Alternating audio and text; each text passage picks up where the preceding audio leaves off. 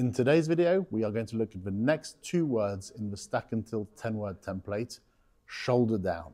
So we started with weight forwards, and today the movement of the lead shoulder working downwards throughout the backswing.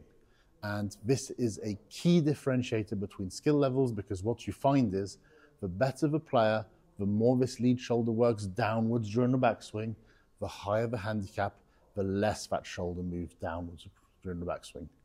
Why is it so important?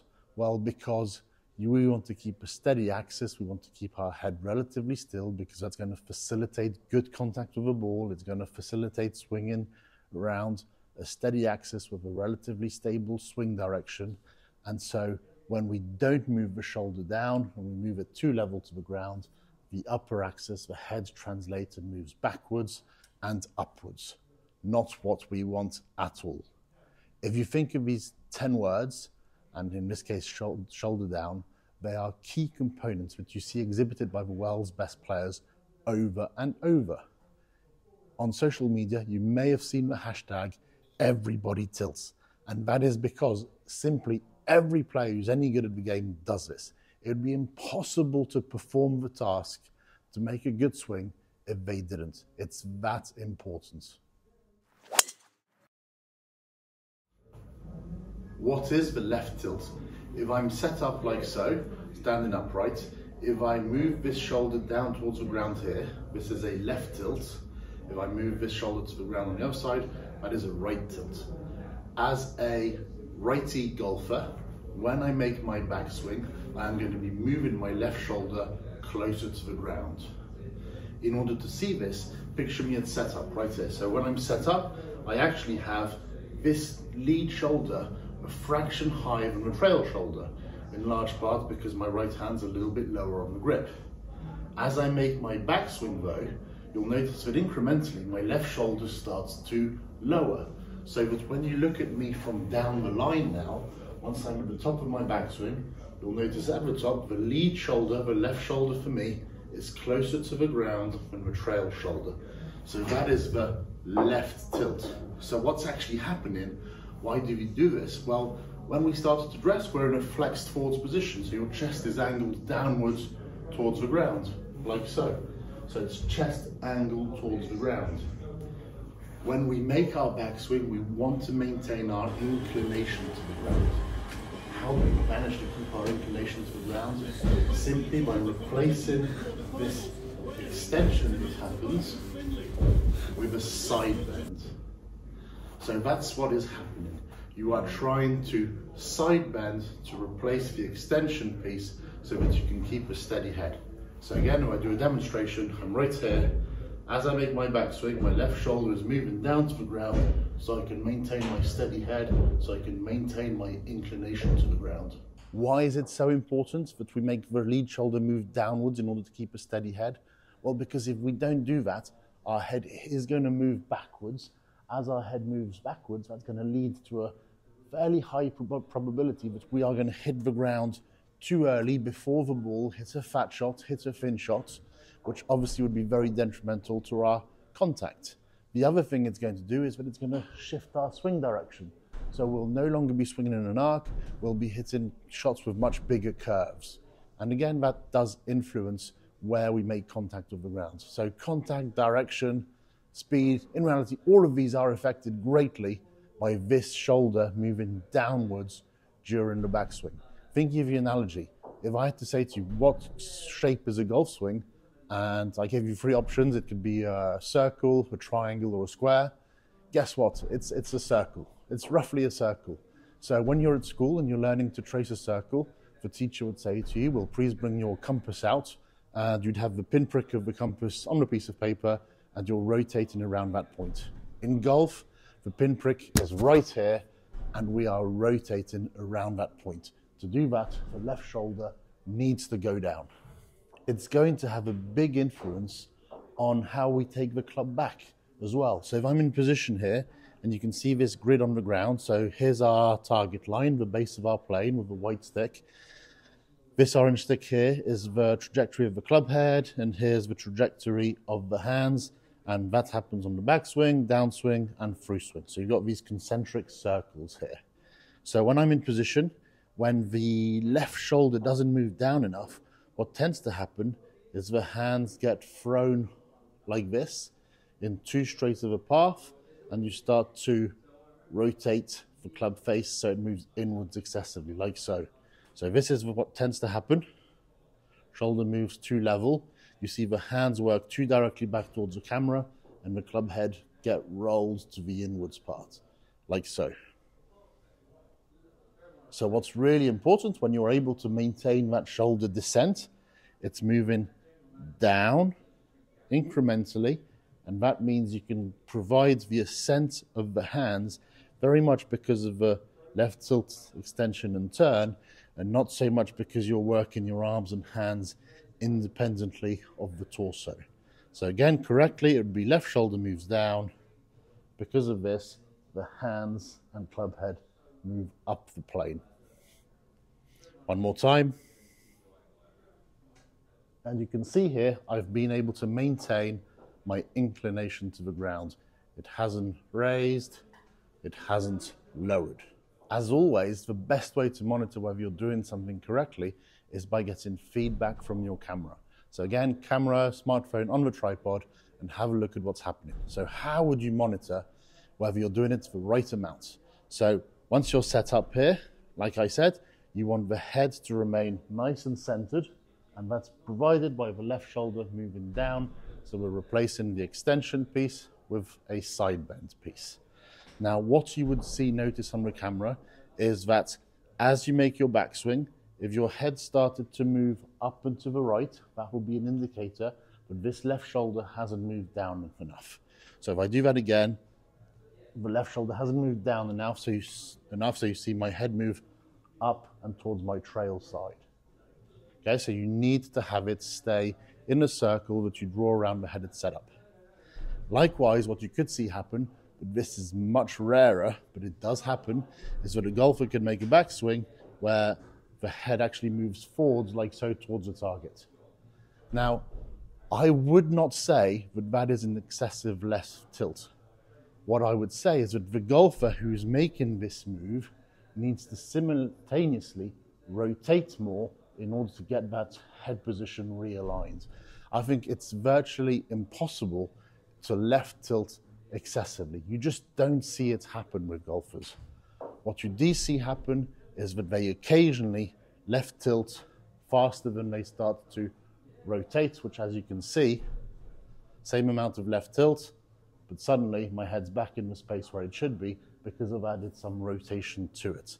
But like I said, this is extremely rare, but that is what you would try and focus on if you saw your head shifting actually down and towards the target initially. Just add some rotation to it before trying to look anywhere else, okay? So again, what you're going to see, if you're in position, the two moves when you don't have enough left tilt. First of all, you're going to see the head move up and towards the trail side, like so. Or when you don't have enough rotation to go with it, you're going to see the head move forwards towards the target like this. Now, what you may experience as a golfer initially learning to side bend the right amount is that once you get to the top of your backswing here, you're going to feel like you're too close to the golf ball. And that is simply because you are accustomed in your familiar swing to move up and off the golf ball like this. And so you are physically further away from the golf ball in your typical swing. So you are going to feel potentially like you are closer to the ground at the top of a backswing with this shoulder moving down. Now, what happens is, one of the primary faults that golfers have is that during the downswing, they start to let the club head overtake the hands too early. They don't keep the handle forwards, they don't keep the club head trailing the hands. So if you think of the distance between my lead shoulder and my club head, what golfers do, high handicap golfers do, is they let the distance between the lead shoulder and the club head increase too early and too fast. And the result of that is that when they have their shoulder down, they've maintained their inclination to the ground early, they do really feel cramped and they feel like they're going to hit the ground way too early. The fault here is not that the left shoulder, lead shoulder's moved down. The fault from this point is that the golfer is starting to let the club head pass the hands, to throw the club head away effectively.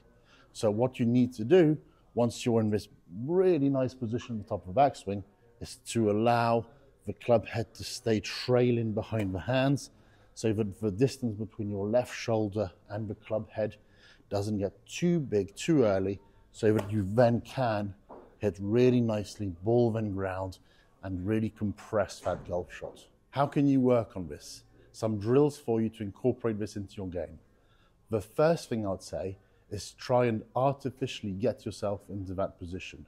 So if golf was played on a horizontal angle like so, and we were upright to begin with, then it would be quite simple to just rotate to one side, rotate to the other side, and our head, as we did that, would not shift right or left, up or down. It would just remain where it is, very easy.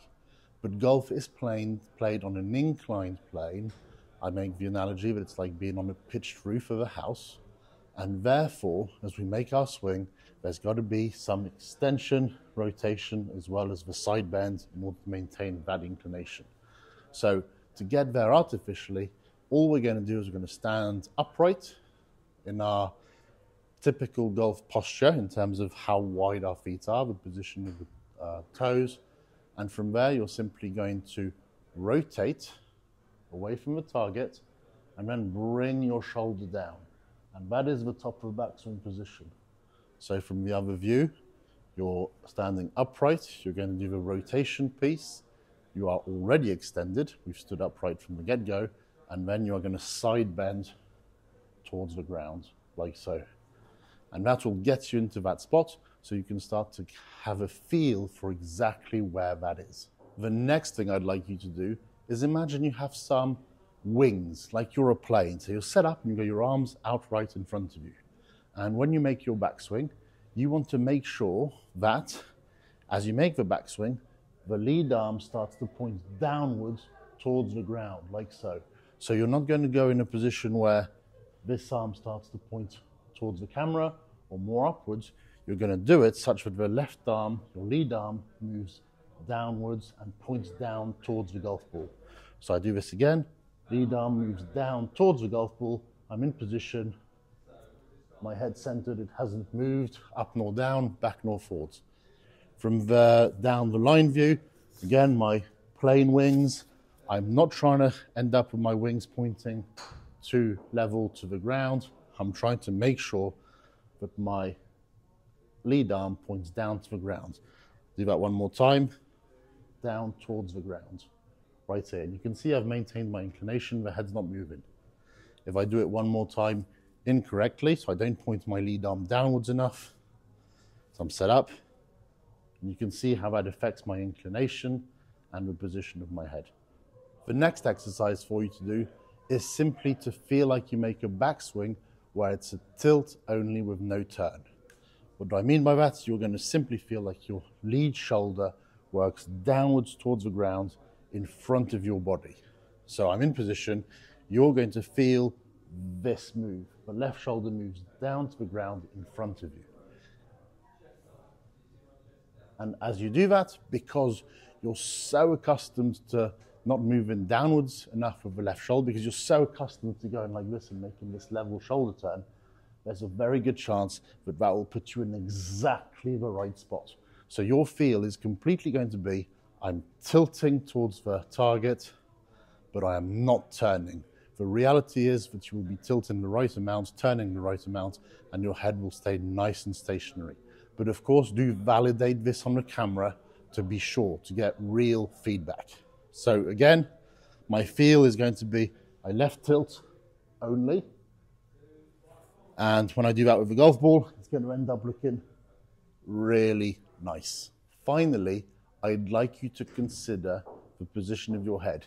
If you can picture Jack Nicklaus at setup, he was always positioned in such a way that he'd have his neck tilted to the left a little bit like so at setup.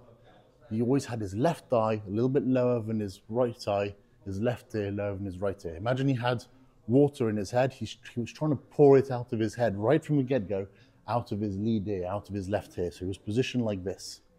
That is going to be a big factor in enabling you to tilt to the left. And you'll probably feel it as soon as you do it. So if you set up like this, head tilted to the left a little bit like so, pouring water out of your left ear, that's already a left tilt of the cervical part of the spine, and that will feed back down to the rest of the spine. You can also think of the whole body as being linked together. So what does the left knee do in the backswing? What does the lead trail knee do in the backswing? This one flexes, this one extends.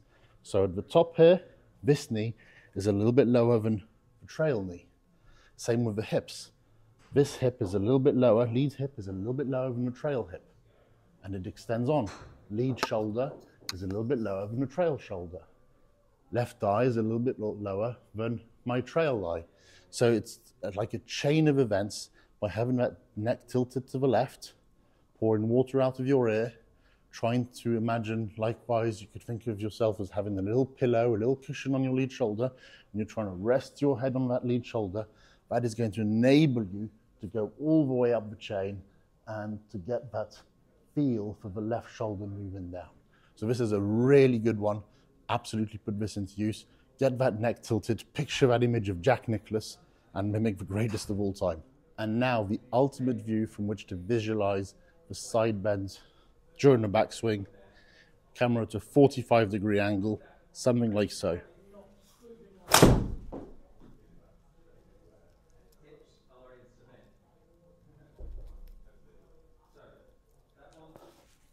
So that's the shoulder down component of the stack and tilt template.